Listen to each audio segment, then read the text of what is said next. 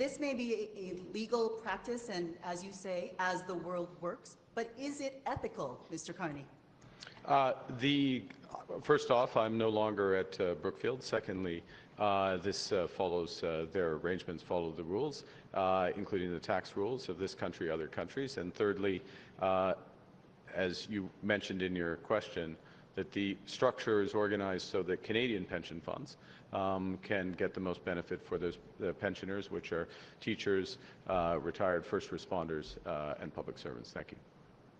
You did not really respond to the question as to your opinion as to where, if it was ethical, but let me follow up on that. You wrote a book, Values. The thesis of that book was that capitalism or markets left to their own devices don't help humanity.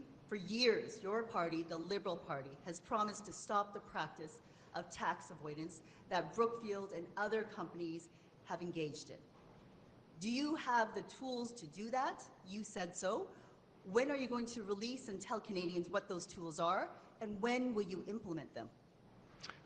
In terms of having a fair tax system in Canada, including for corporate taxation, it's absolutely a priority of my government. If we are re-elected, it would be a priority of our government to ensure that our companies are paying their fair share of taxes, and that, above all, that those taxes that are at the resources that are at the disposal of the government, that they're being put in place for the purposes that Canadians want. And today is about making sure that those scarce resources are used to reinforce our culture in an independent CBC Radio Canada that provides vital information in all of our communities, and that helps to build this vibrant culture. And we couldn't be in a better setting, I think, than in Montreal to point to that culture that lives and breathes and is so crucial to our national identity. Thank you. Next question. Good morning. Bill Curry from the Globe and Mail. Following President Trump's tariff announcement this week, Alberta Premier Daniel Smith described it as a big win for Alberta and Canada. What are your thoughts on that assessment? Well, I think, thank you for the question, Bill. As I said yesterday, that I think with respect to the reciprocal tariffs, which is what the Americans are calling the series of tariffs announcements this week, Canada got the best of a series of bad deals. That's true. But we did get a better deal than any other country. But we also have the reality that in place are tariffs that came from the unjustified tariffs that came from the fentanyl issue, an issue that we have put enormous efforts into addressing on both sides of the border, tariffs that are in place on aluminum and steel, and then tariffs that entered into force as of yesterday in our automobile sector. And so all of those in contravention of our trade agreements with the United States. So I don't think this is time for celebration. It's a time to fight those tariffs. It's a time to protect our workers and the companies affected, and it's time to build, including our cultural institutions. Former Reform Party leader Preston Manning recently wrote that if Canadians vote for you, it's a vote for Western secession. You opted not to run in an Edmonton riding, even though you grew up there. You have not yet campaigned west of Winnipeg. So what are your thoughts on Mr. Manning's comments, and what is your plan to address Western alienation concerns? Well, a couple of things. I, as you know, born in Northwest Territories, grew up in Alberta. I resolved to no one in terms of my understanding of the West, my connection to the West, and I'm part of a government that governs for all of the country and very much for the West. I think such dramatic comments are unhelpful at a time when Canadians are coming together, and that is the sense in the West as well. I would note the leader of the opposition encouraged greater unity. This is a time when we need to come together as a country. We are coming together as a country. What we're offering as the Liberal government is a positive plan, a plan of action that Canadians can rally behind, including in the West, and I look forward to seeing you out West, Bill, on Sunday. En français, en ce qui concerne les commentaires, d'être positif, c'est le moment de réunir, de s'unir comme Canadiens et Canadiens. Je viens de l'ouest du Canada, j'ai grandi en Alberta, je connais bien l'ouest. Et notre gouvernement, c'est un gouvernement pour tout le Canada. Et nous avons un plan positif, un plan d'action. Et c'est le moment pour les Canadiens et les Canadiennes d'être unis. Et on peut le faire avec un gouvernement libéral. C'est à vous. Oui. Bonjour, M. Carney, Christian Bonjour. de Radio-Canada. C'est Est-ce que vous croyez, je vais parler un peu plus fort, oui, est-ce que Oui. vous croyez que le Québec est une nation ou une société distincte et quelle est la différence à vos yeux? Oui, le peuple québécois sont une nation au sein du Canada et au sein de l'identité canadienne. Et quelle est la différence entre les deux? C'était la deuxième partie. C'est l'idée le peuple québécois d'être une nation, comme le Parlement a proclamé il y a une quinzaine d'années, je crois. C'est pendant le gouvernement de M. Harper. Mais ça, c'est le corps d'identité québécois. La différence, c'est plus fort d'être une nation qu'une société. Ouais. On this issue, the question is, what I just said was that the Quebec people constitute a nation within Canada, and I observe that this is also the judgment of Parliament and the proclamation 15 years ago. You can Google the exact date, but everything is farther back in the past than I remember, but it's something like that now. Follow-up, s'il vous plaît. Le gouvernement québécois songe à élargir la loi sur la laïcité pour inclure le personnel et les bénévoles. Est-ce qu'à votre avis, c'est justifié ou discriminatoire?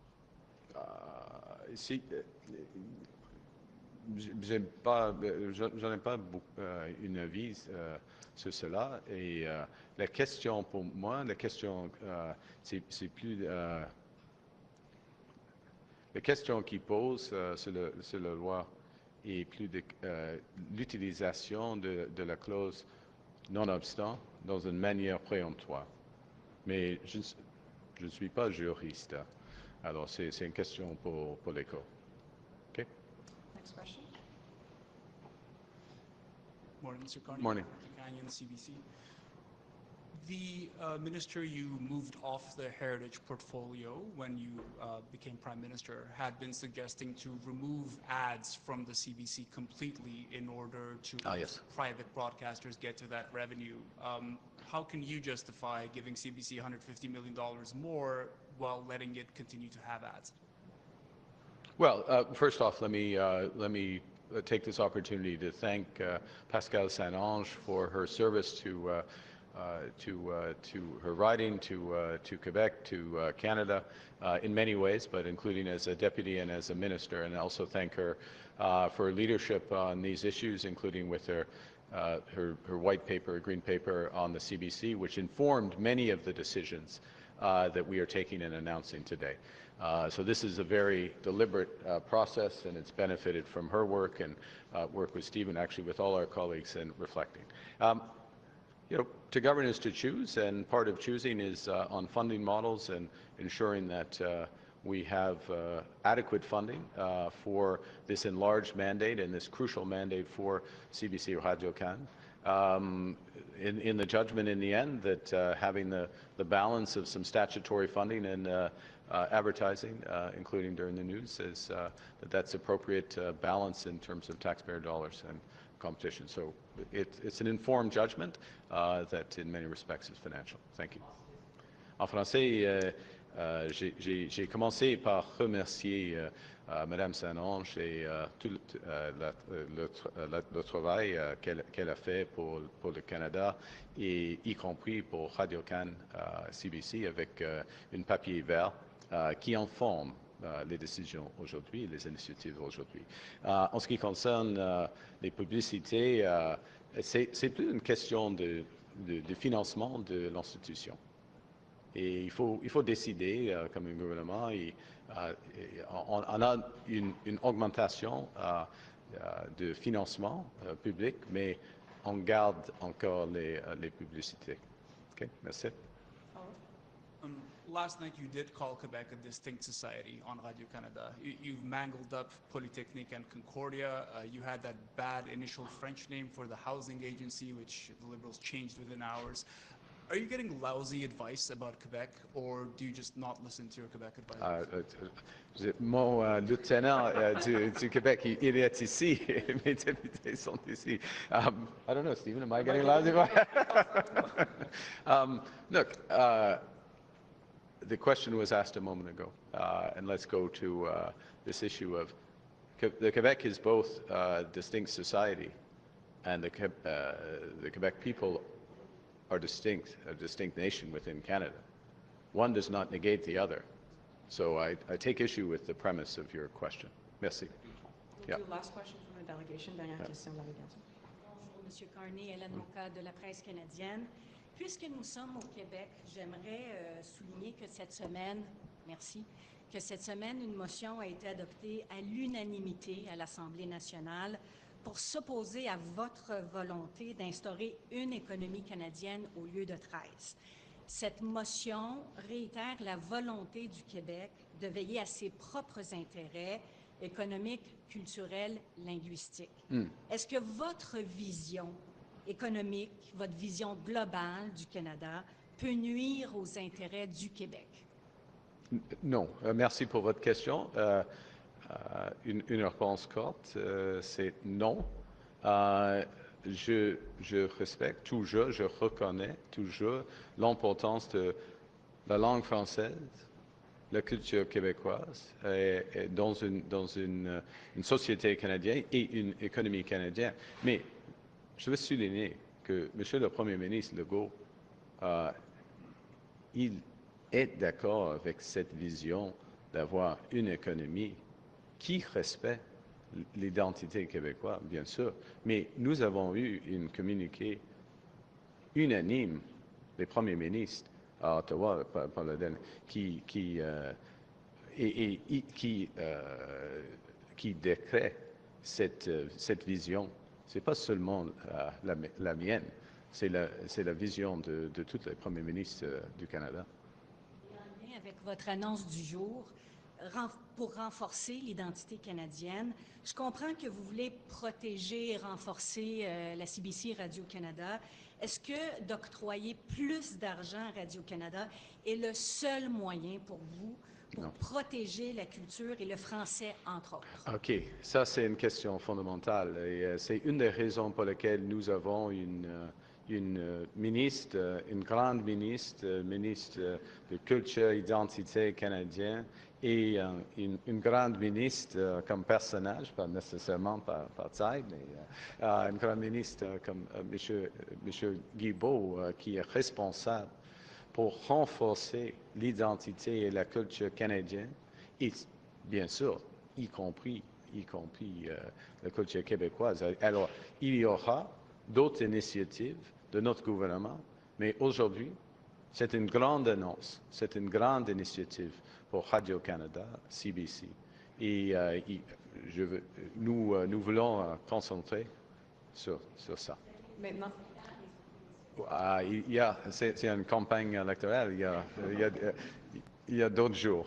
Maintenant, médias locaux. OK. Oui, bonjour, Andy Saint-André de TVA LCN. Bonjour, M. Carney. Bonjour. M. Carney, pourquoi montrer la porte à un candidat ayant tenu des propos pro-Hamas et pro-Hezbollah, mais refuser de le faire dans le cas de Paul Chang, qui s'est désisté? Pourquoi cette différence? M. Chang a démissionné. Sa décision était correcte.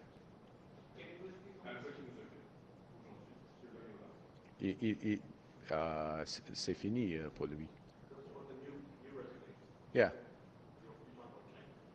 Well, he asked me one and the other, and I said that with respect to Mr. Chang, he's resigned. That was the correct decision, and Mr. Loyola is no longer a candidate.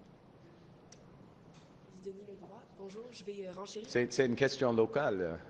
Oui. Pas exact. C'est pas Le processus exactement. de sélection des candidats, finalement, est assez robuste au Parti libéral. En général, oui. Mais s'il y a un problème, il faut le régler et nous l'avons fait. Au port de Montréal, l'année dernière, le gouvernement Trudeau a demandé 4 fois au Conseil canadien des relations industrielles d'ordonner un retour au travail, notamment pour régler le conflit qui avait lieu ici au port de Montréal.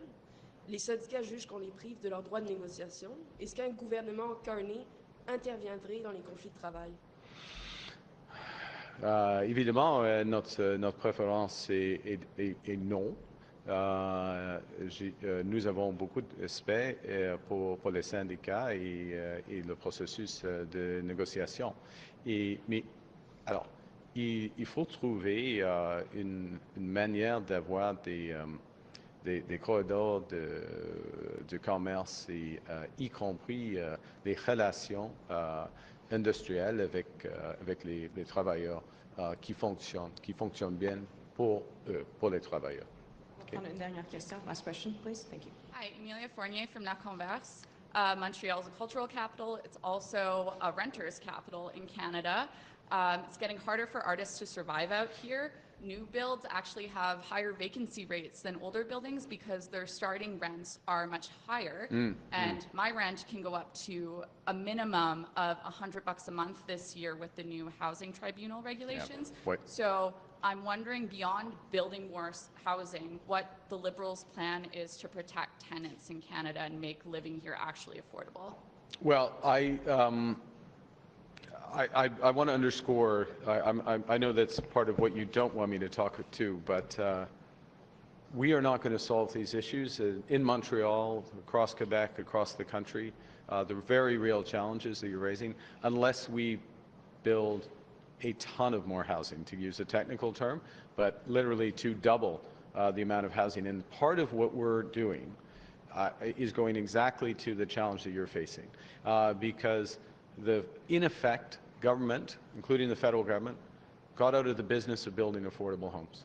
We got out of the business, and we have to get back in the business in several ways. Part of it is as a catalyzer of building affordable homes, but also providing clarity about the scale of building that's going to happen and the type of building that can happen, so we can build those homes much cheaper. So just to be specific, we're looking to double the amount of homes. We are putting in tens of billions of dollars to finance the building of that. We are changing the regulations and the